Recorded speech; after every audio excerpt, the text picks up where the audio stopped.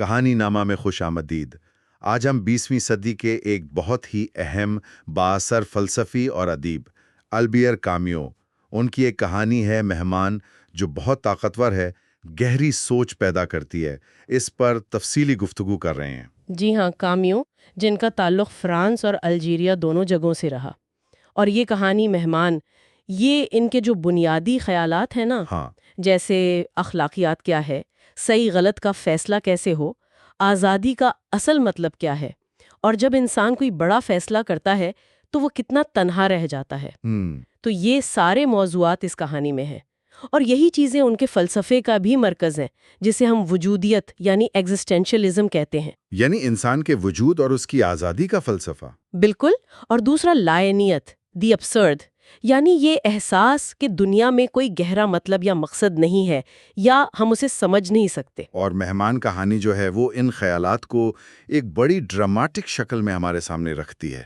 کہانی کا سیٹنگ وہ الجیریا کے دور دراز برف سے ڈھکے پہاڑی علاقے کی ہے۔ جی، اور زمانہ بھی وہ تھا جب وہاں سیاسی تناؤ چل رہا تھا، فرانسیسی حکومت اور مقامی آبادی کے بیچ۔ اور کہانی کا جو مرکزی کردار ہے دارو، وہ ایک عام سا سادہ اسکول ٹیچر ہے، ایک چھوٹے سے اسکول میں بالکل اکیلا رہتا ہے۔ ہاں، اس کی تنہائی بہت نمایاں ہے، اور یہ تنہائی ٹوٹتی ہے ایک دن جب بالڈوچی نام کا ایک جنڈرم، مطلب مقامی پولیس والا سمجھ لیں، ٹھیک۔ وہ ایک عرب قیدی کو لے کر وہاں آ جاتا ہے، اور قیدی پر الزام ہے اپنے ہی کزن کو قتل کرنے کا۔ تو بالڈوچی دارو کو یہ حکم دیتا ہے کہ بھائی اس قیدی کو تم نے آگے انتظامیہ تک پہنچانا ہے۔ جی، اور یہیں سے دارو کی اصل مشکل، وہ اندرونی کشمکش شروع ہوتی ہے۔ ایک طرف تو اس کے اپنے اصول ہیں، وہ کسی انسان کو بھلے وہ مجرم ہی کیوں نہ ہو ایسے حکام کے حوالے نہیں کرنا چاہتا، صحیح۔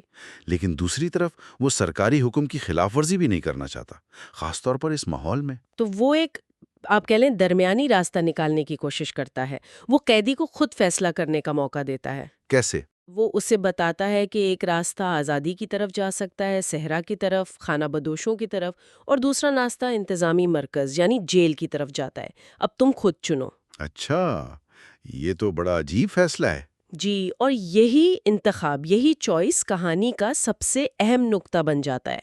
اور کہانی کا جو انجام ہے، جیسا کہ کامیوں کی اکثر تحریروں میں ہوتا ہے، وہ بہت بہت پر اثر ہے، اور کچھ پریشان کرنے والا بھی۔ ہمیں سوچنے پر مجبور کرتا ہے کہ بھائی انصاف کیا ہے، آزادی کیا ہے، ذمہ داری کس کی ہے۔ بالکل، تو آئیے اسی کہانی کی دنیا میں ذرا گہرائی میں اترتے ہیں، دارو کی اس مشکل صورتحال کو اور اس میں چھپے ہوئے جو پیغامات ہیں انہیں سمجھنے کی کوشش کرتے ہیں۔ ٹھیک ہے، تو سب سے پہلے وہ ماحول، وہ سیٹنگ، اس پر بات کرتے ہیں۔ کامیوں نے منظر کشی کمال کی ہے۔ یقیناً، دیکھیں، یہ ماحول صرف بیک گراؤنڈ نہیں ہے، یہ خود ایک کردار کی طرح ہے۔ ہاں، وہ برف سے ڈھکی ہوئی وسیع پتھریلی زمین، وہ سطح مرتفع، اور خاص طور پہ یہ بات کہ 8 مہینے سخت خشک سالی رہی اور پھر اچانک یہ برف باری شروع ہو گئی۔ جی، یہ تضاد بہت اہم ہے۔ موسم کی یہ شدت، یہ بے رحمی، یہ اس علاقے کے حالات، وہاں کے تناؤ، اور شاید دارو کی جو اپنی اندرونی کیفیت ہے نا، اس کی عکاسی کرتی ہے۔ اور اسکول ہاؤس کی تفصیل، وہ خالی کلاس روم، بلیک بورڈ پر فرانس کے دریاؤں کے نقشے بنے ہوئے ہیں کئی دن سے، کیونکہ بچے آ نہیں پا رہے برف کی وجہ سے۔ ہاں، اور دارو صرف اپنا چھوٹا سا کمرہ گرم رکھتا ہے۔ یہ سب چیزیں اس کی تنہائی، اس کی محدود دنیا کو اور واضح کرتی ہیں۔ اس کا اس جگہ سے رشتہ بھی بڑا عجیب سا لگتا ہے۔ وہ وہیں پیدا ہوا ہے، لیکن کہانی میں وہ سوچتا ہے کہ اگر وہ کہیں اور بھی چلا جائے تو شاید وہاں بھی خود کو جلا وطنی محسوس کرے۔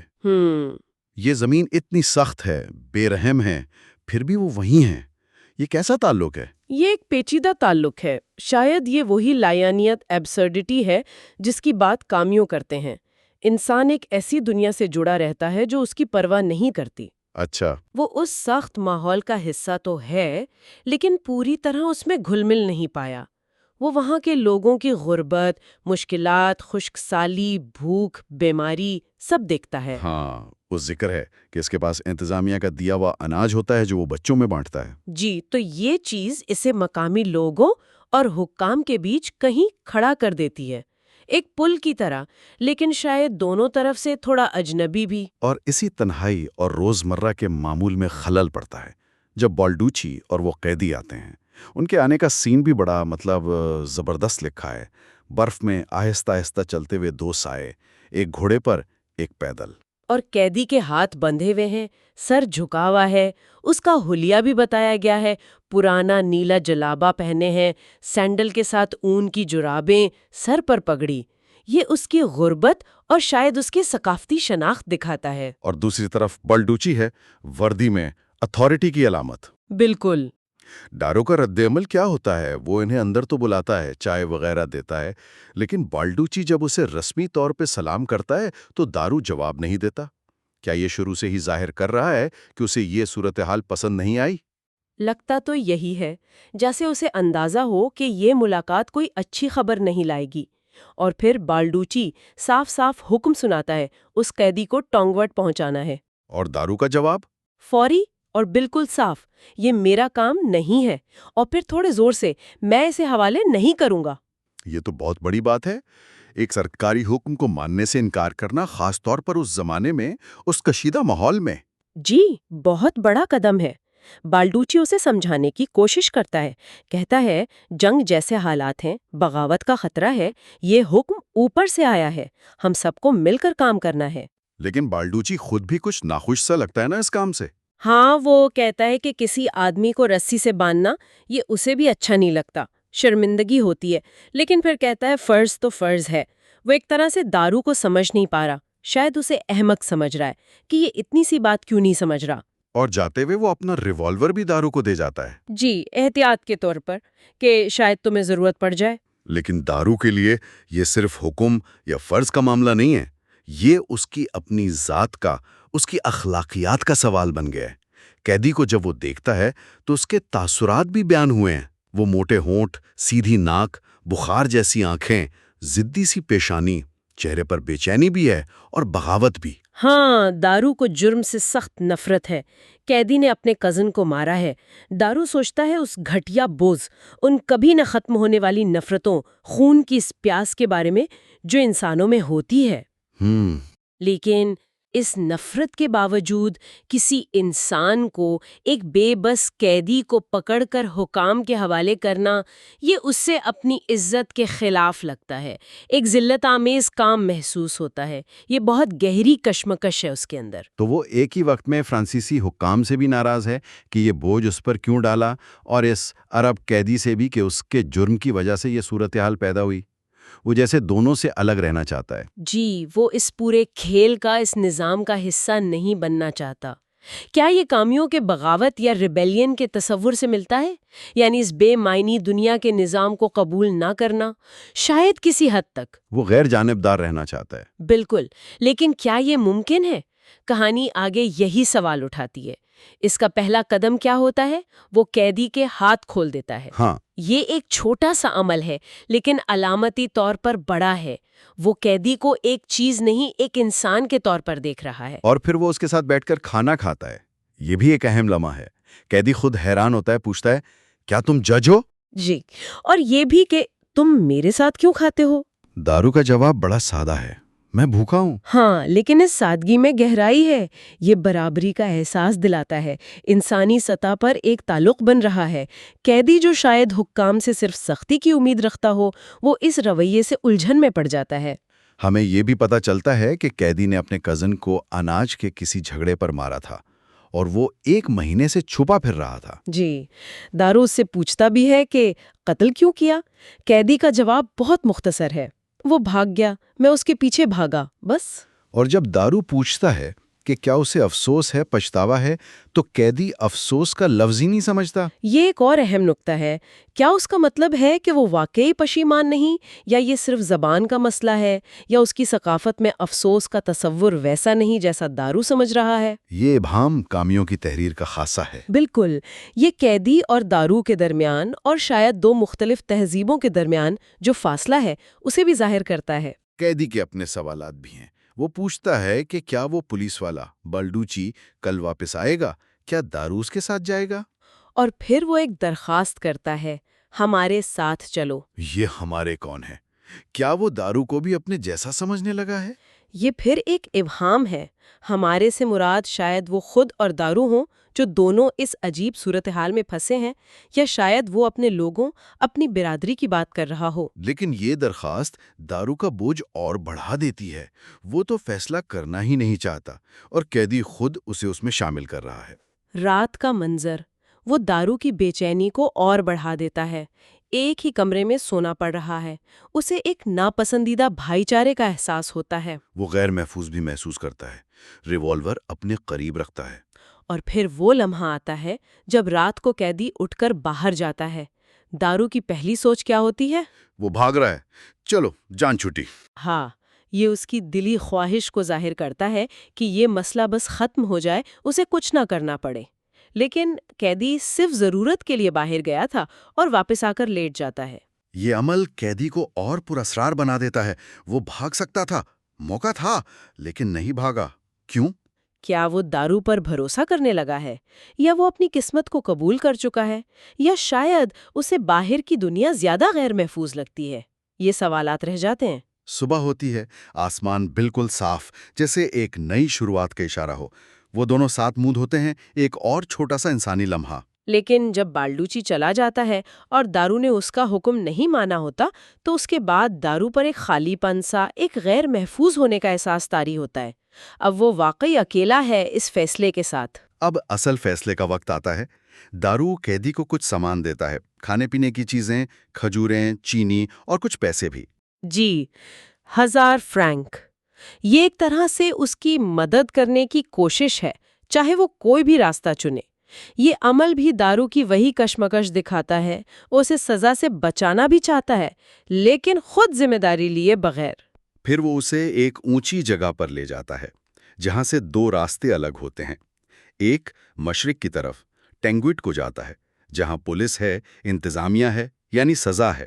اور دوسرا راستہ جنوب کی طرف جاتا ہے، خانہ بدوشوں کے علاقے کی طرف، جہاں پناہ مل سکتی ہے. ایک مختلف قانون ہے، شاید آزادی ہے.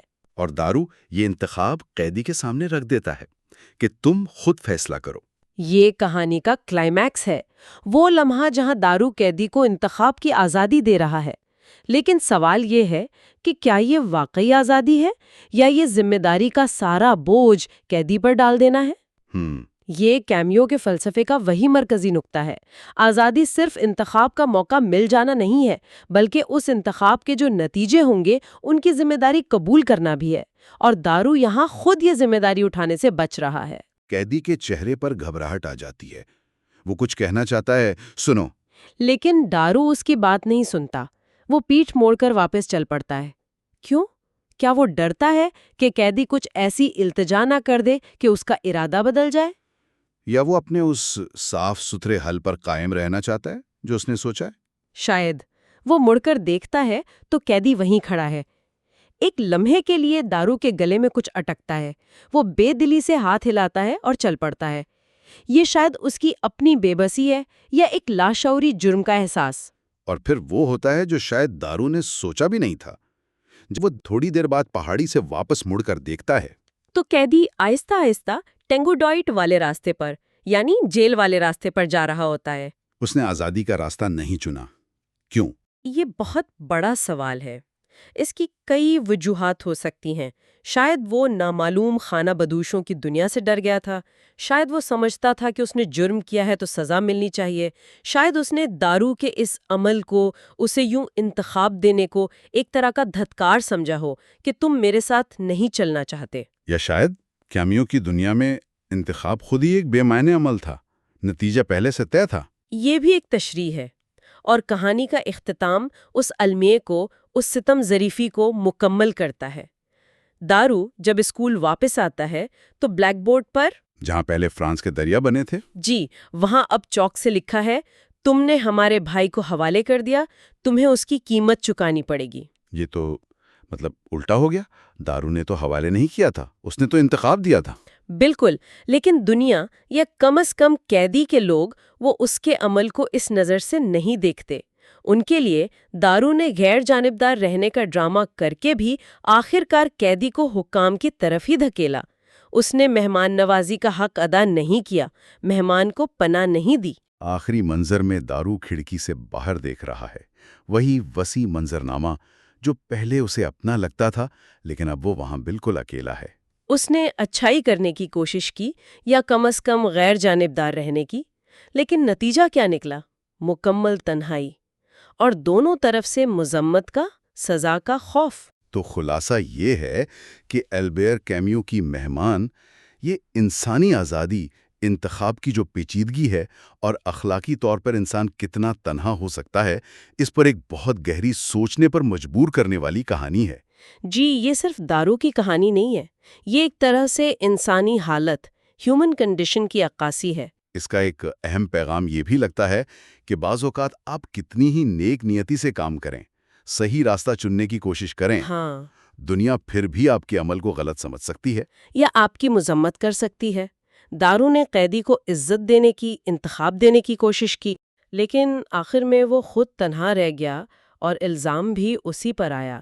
یہ دنیا کی وہی بے معنویت، وہی لا یعنیت، ایبزرڈٹی ہے جس کی بات کامیو کرتے ہیں کہ ہمارے اعمال اور ان کے نتائج کے بیچ کوئی ضروری نہیں کہ منطقی یا منصفانہ تعلق ہو۔ اور اختتام پر جو داروں کی تنہائی ہے، وہ صرف اس کی ذاتی تنہائی نہیں لگتی، وہ ایک علامت بن جاتی ہے اس بوجھ کی جو ہر انسان پر ہے، انتخاب کرنے کا بوجھ، اور ہر فیصلے کے بعد جو خاموشی آتی ہے، جو غیر یقینی صورتحال ہوتی ہے، جو غیر متوقع نتائج نکل سکتے ہیں۔ بالکل، اور یہ ہمیں اس سوال پر چھوڑ جاتی ہے کہ کیا دارو نے واقعی قیدی کو حقیقی آزادی کی پیشکش کی تھی، یا یہ انتخاب خود ہی اس قیدی پر ڈالا گیا ایک ناقابل برداشت بوجھ تھا؟